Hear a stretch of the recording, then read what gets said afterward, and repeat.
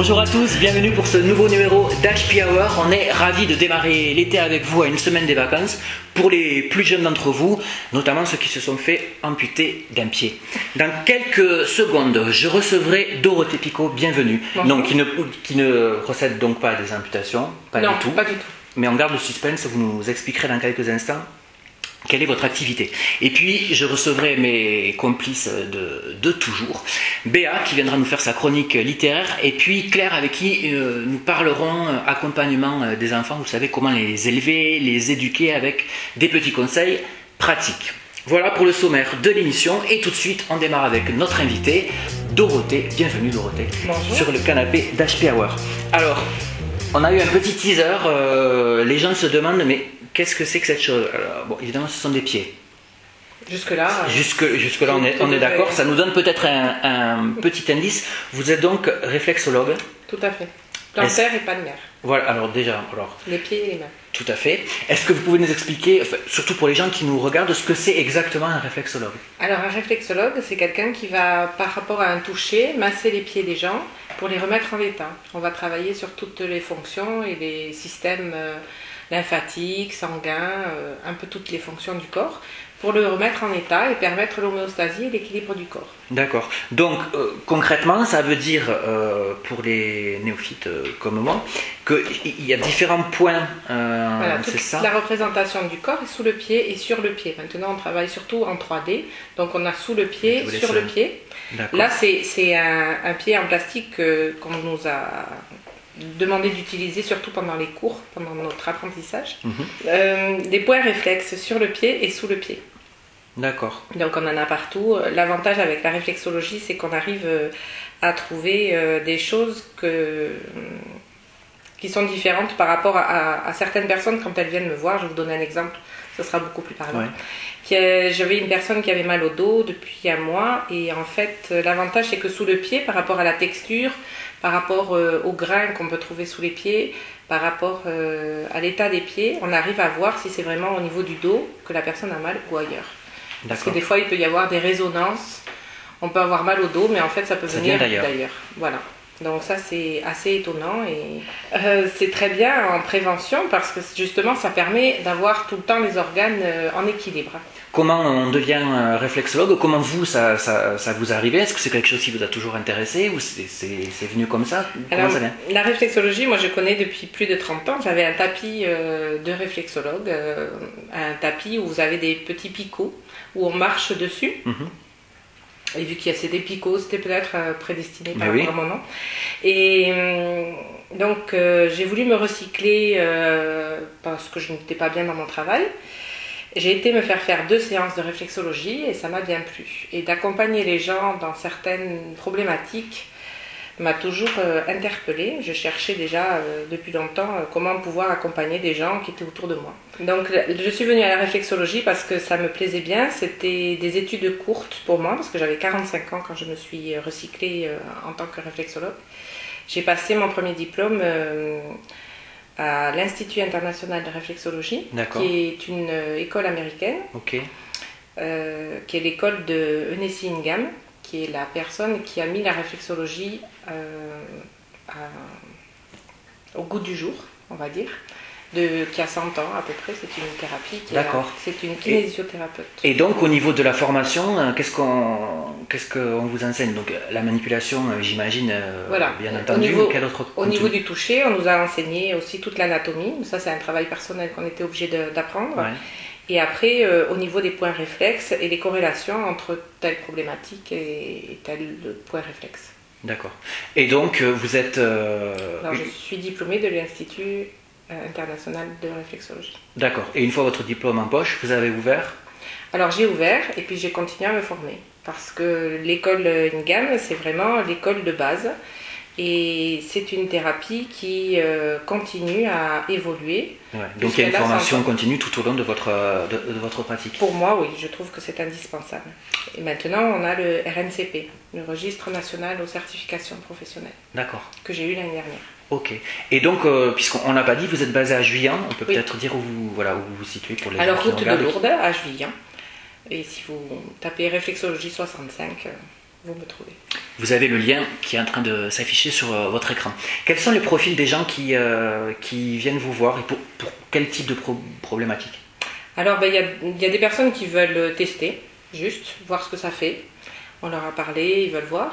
Il y a des gens qui sont en soins niveau cancer.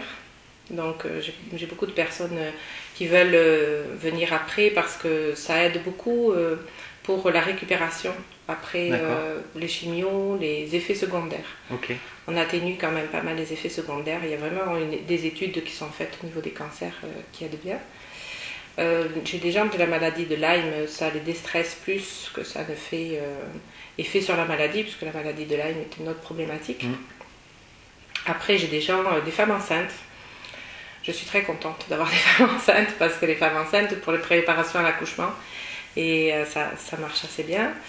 Ça peut être des gens stressés, ça peut être des sportifs aussi, puisque nous avons fait avec une amie des marches en conscience et des automassages des pieds pour les sportifs à l'occasion du festival Eldorado d'Arras-Marsous. Qui s'est déroulé en juin, voilà, le week-end de Pentecôte. Donc voilà, il peut y avoir vraiment toute personne qui a envie de tester la réflexologie. Il faut bien sûr qu'on ait envie de se faire toucher les pieds. C'est sûr. C'est quand même plus utile. Mais ça, c'est intéressant parce qu'on ne connaît pas forcément toutes les fonctions, j'allais dire, même si c'est pas le mot approprié, mais vous comprenez ce que je veux dire, les finalités en tout cas de la réflexologie. Et puis d'autre part, vous avez raison, comment on apprend le fait de se faire toucher les pieds, parce qu'on est dans une société, surtout en Occident, on n'est pas déjà habitué au toucher, beaucoup moins que dans notre partie du monde, et particulièrement les pieds. Ça, vous rencontrez des gens qui ont des... Moi je sais par exemple, ça m'est pas agréable forcément. Après je peux faire les mains aussi. D'accord. Mais curieusement, j'ai moins de demandes pour qu'on masse les mains, parce qu'il y a aussi des points réflexes sur les mains, comme sur les oreilles ou comme sur le visage. La réflexologie n'est pas spécialement focalisée à un endroit focalisée sur les pieds ou sur les mains. Moi, je pratique celle-là. Alors justement, quelle est la différence entre la réflexologie plantaire et palmaire? Est-ce que ça ne contrôle pas les mêmes endroits ou que ça ne résout pas les mêmes problématiques? Ça contrôle les mêmes endroits, ça peut régler les mêmes problématiques, mais vous avez les mêmes points réflexes, en tout cas pour les systèmes endocriniens, pour certains systèmes, sur les mains. Alors sur les mains, c'est vrai que j'y travaille peut-être plus les personnes âgées me demandent, quand elles ont de l'arthrose, au niveau des doigts ou des choses comme ça. Et après, j'organise des ateliers d'automassage de mains. Donc les gens s'apprennent à se masser les mains, qui peut être un très très bon complément entre deux séances de réflexologie plantaire. Une dernière question, est-ce qu'il y a aussi une différence d'appréhension et d'effet même par rapport à l'âge de la personne? Alors la réflexologie est adaptée à tous les âges. Évidemment, on va adapter le toucher si la personne est âgée, parce que la peau est plus fine. Et les bébés, ça va être de la réflexologie très courte, c'est-à-dire qu'on va faire 10 minutes, un quart d'heure de massage maximum. Carrément sur des bébés? Oui, enfin pas sur le bébé, sur le pied, hein, toujours. Oui, d'accord. Mais je veux dire, oui, vous démarrez vraiment de 0 à... Oui, il n'y a pas d'âge limite pour la réflexologie. Il y a des contre-indications par contre. Qui sont? Qui sont la phlébite, des opérations cardiaques et les femmes enceintes de moins de 3 mois. D'accord. Voilà. Si vous ne rentrez pas dans une de ces 3 catégories, ou les 3 si vous n'avez pas de chance, vous pouvez contacter Dorothée. Alors où est-ce qu'on peut vous contacter? Alors au 06 20 34 28 15. Voilà, qui s'affiche en bas de votre écran. Pour prendre rendez-vous, car je ne travaille que sur rendez-vous. Ou sur la page Facebook de Dorothée, donc vous avez le lien qui est en train de s'afficher. Merci beaucoup d'être venu nous voir, Dorothée. Merci. À très bientôt. Et puis je repars avec les pieds. Merci.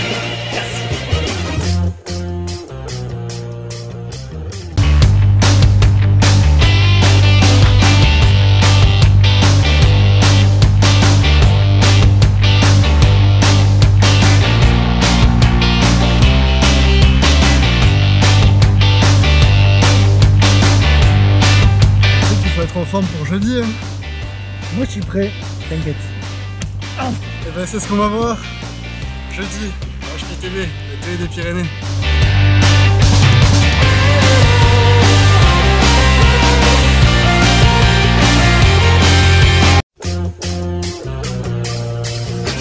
Alors c'est parti, tout de suite j'accueille à mes côtés mon ami Béa Et de quoi on va parler, bonjour, de quoi on va parler cette semaine avec toi, en fait, de quel ouvrage en tout cas? Alors d'un auteur que j'aime particulièrement, c'est dans le panthéon de mes auteurs préférés, il occupe une place privilégiée, c'est Sylvain Tesson. D'accord, effectivement. Et donc cet ouvrage, celui dont je vais vous parler, c'est Sur les chemins noirs.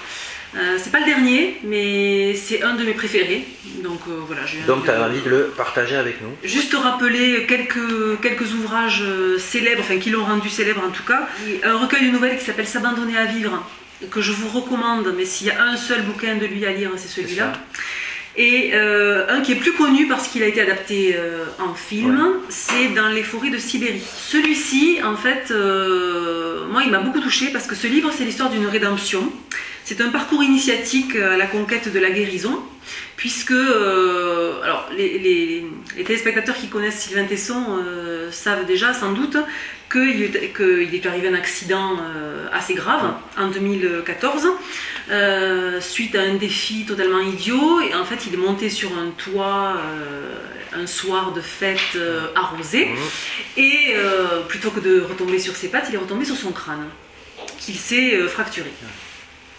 Alors d'ailleurs il dit lui-même, je ne sais pas comment les choses étaient arrivées, écrit-il, je m'étais réveillé en morceaux dans un lit d'hôpital et j'avais passé près de 4 mois allongé dans un corset. Donc on l'imagine, il est alité dans cette chambre d'hôpital, ne pouvant plus ni sortir, ni bouger, ni rien faire, et il regarde la télé. Et en fait c'est en regardant la télé qu'il entend parler d'un rapport sur les départements hyper ruraux restés à l'écart du réseau internet. Donc en fait c'est des territoires où... Les zones blanches. Voilà, c'est ça. Où en tout cas à cette époque-là, internet n'était pas encore arrivé. Alors une France protégée de l'aménagement qui est la pollution du mystère. Donc il se fait une promesse, il se dit, si je m'en sors, je traverse la France à pied, et notamment ces endroits, ces zones blanches, ces zones préservées. Et c'est ce qu'il fait. Il s'en sort, donc il va se procurer ce fameux rapport et il va établir le plan de sa fuite. Donc des chemins non balisés qui partent de l'extrême sud de la vallée de la Roya, proche de la frontière italienne, d'où il partira un 24 août pour atteindre le 8 novembre le bord de la carte, et là donc la fin du territoire, le sémaphore de La Hague. Qui est le point le plus septentrional du Cotentin. Alors bien sûr, il le fait contre les recommandations des médecins, qui lui disent que c'est de la folie, qu'il faut se rééduquer. Et bien lui, sa rééducation, il choisit de la vivre sur les chemins, à pied, en marchant. Alors il parle de chemins cachés bordés de haies, par les sous-bois, les pistes à ornières reliant les villages abandonnés. Il y souffrira beaucoup. Mais s'il fait allusion à ses souffrances dans le livre, c'est juste en passant. Et oui, c'est anecdotique, c'est pas... Oui, il le dit parce que c'est réel. Mais il ne s'attarde pas là-dessus. Non. Et il faut aussi souligner son rythme de marche, parce qu'il marche comme un forcené. Il marche jusqu'à 8 à 9 heures par jour. Il mange, on ne sait pas quoi, très peu, ce qu'il trouve. Il part en fait très léger, hein, sans, on imagine un sac à dos. Voilà. Donc c'est quand même une sacrée expérience.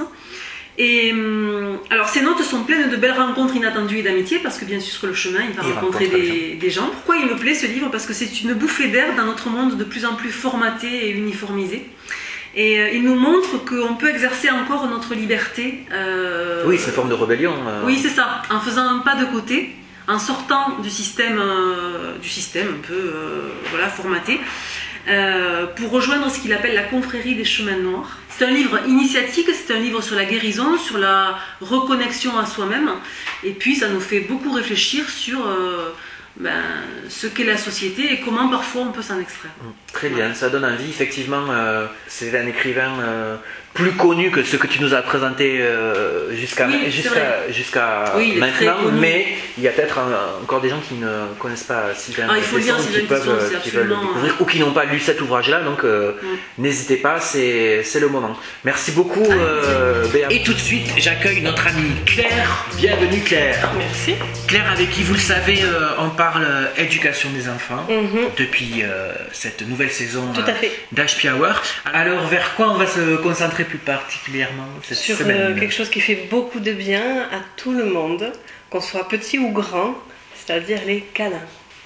Tout un programme. Mais c'est ça, alors le bienfait des câlins. Voilà, tous les bénéfices que l'on peut retirer des câlins, et ils sont quand même assez nombreux, aussi bien au niveau émotionnel que physique et sur nos organes internes aussi. On va dire que plus on fait de câlins, mieux on se porte. C'est une bonne nouvelle. C'est une très très bonne nouvelle. Il y a même une journée du câlin qui se déroule fin janvier. Alors quels sont les bénéfices? Alors les bénéfices, il y a une université à Vienne, en Autriche, qui a étudié les bénéfices des câlins sur la pression artérielle. D'accord. Voilà. Et qu'ils ont fait une étude sur un certain nombre de personnes qui montrent que les gens qui se faisaient des câlins régulièrement avaient moins de pression artérielle dans leur corps. D'accord, donc il y a un vrai bénéfice physiologique. Tout à fait, là c'est vraiment physiologique. Ensuite, il y a une autre université qui cette fois-ci se trouve aux États-Unis, à Pittsburgh, qui a montré que en fait, les câlins fortifiaient le système immunitaire. D'accord. Voilà. Ils ont fait une étude en fait, sur une quarantaine de personnes qui montrent que celles qui faisaient des câlins de manière régulière étaient beaucoup moins enrhumées, ou alors les rhumes étaient vraiment beaucoup moins importants que ceux qui n'avaient pas de câlins. Voilà, pourtant, on pourrait se dire que c'est pendant les câlins qu'on se transmet. Exactement. Eh bien non, pas forcément. Ça aussi, c'est une bonne nouvelle donc. Exactement. Ensuite, faire des câlins, ça permet de relâcher les muscles et la tension, parce que vraiment on s'abandonne dans les bras de qui ont fait le câlin, à un, à plusieurs, en famille, avec ses enfants, avec son conjoint, avec des amis. Et ça, en fait, on relâche les muscles, et ce qui fait qu'on relâche la pression. Enfin, c'est tout un ensemble pour le corps, quoi. Ça permet aussi d'améliorer la confiance en soi, de faire des câlins. Voilà, ça a aussi été montré, et l'estime qu'on peut avoir de soi. Et ça, c'est aussi beaucoup au niveau des enfants. C'est-à-dire que plus vous allez faire de câlins à votre enfant, plus il aura confiance en lui. Parce qu'en fait, à travers le câlin, on lui montre qu'on l'aime. Et le fait qu'on l'aime, il va croire plus en lui. Et donc, il sera plus à l'aise après en grandissant. Ouais, ça va développer son estime de soi. Tout à fait, exactement. Ouais. Donc, faites des câlins à vos enfants. Le matin, le midi, le soir, c'est super, super important. Ça diminue le stress aussi de faire les câlins. De toute façon, tout ça c'est lié. Ouais. Voilà, c'est très très lié. Et l'anxiété aussi, parce qu'en fait, en faisant un câlin, on libère de l'ocytocine. C'est des petites choses qu'on a. Ouais. Voilà. Et c'est l'hormone du plaisir. Voilà. Et en fait, cette ocytocine, en fait, elle fait barrage à tout ce qui est stress et anxiété. Ça les bloque, et du coup, comme on est mieux. Ça aussi libère de la dopamine, qui est aussi l'hormone du plaisir, voilà. C'est celle-là. C'est celle-là, et qui est aussi responsable donc du bien-être et de la bonne humeur. Donc, si vous faites par exemple un petit câlin à quelqu'un avant de partir travailler, et vous arrivez au travail et vous êtes tout de suite dans de meilleures dispositions pour aller travailler, être avec vos collègues et on va y réfléchir. Et peut-être supporter une journée qui n'est pas forcément facile, donc faites des câlins. Et donc on peut dire aussi que 7 minutes de câlin par jour, ça suffit pour se sentir heureux. Ah, ça c'est bien, c'est la prescription du docteur Claire, donc 7 minutes de câlin par jour, les gars. Au moins 7 minutes. Et comme ça, c'est 7 minutes par personne. Si on a, tu vois, si on a des enfants, un mari, une femme et tout ça, c'est 7 minutes en tout. Ou c'est 7 minutes avec chacun? 7 minutes par jour, oui, pour soi-même, donc c'est global. Oui, alors c'est tout à fait faisable. C'est tout à fait faisable. Vous en faites un petit peu le matin. Moi, je vois avec ma fille, le matin, il y a le câlin du matin, il y a le câlin en sortant de l'école. Oui, voilà, c'est ce que j'allais dire avec les enfants.